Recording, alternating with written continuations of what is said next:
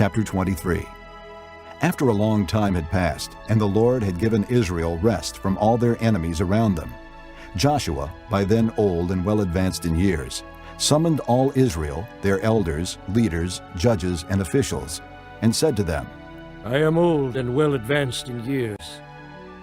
You yourselves have seen everything the Lord your God has done to all these nations for your sake. It was the Lord your God who fought for you. Remember how I have allotted as an inheritance for your tribes all the land of the nations that remain, the nations I conquered, between the Jordan and the great sea in the west. The Lord your God himself will drive them out of your way. He will push them out before you, and you will take possession of their land, as the Lord your God promised you. Be very strong. Be careful to obey all that is written in the book of the law of Moses, without turning aside to the right or to the left. Do not associate with these nations that remain among you.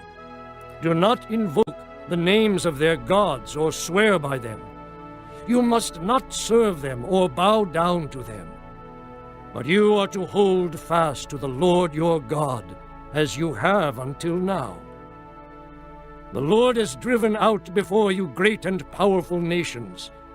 To this day no one has been able to withstand you.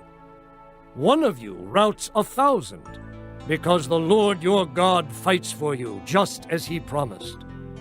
So be very careful to love the Lord your God. But if you turn away and ally yourselves with the survivors of these nations that remain among you, and if you intermarry with them and associate with them, then you may be sure that the Lord your God will no longer drive out these nations before you.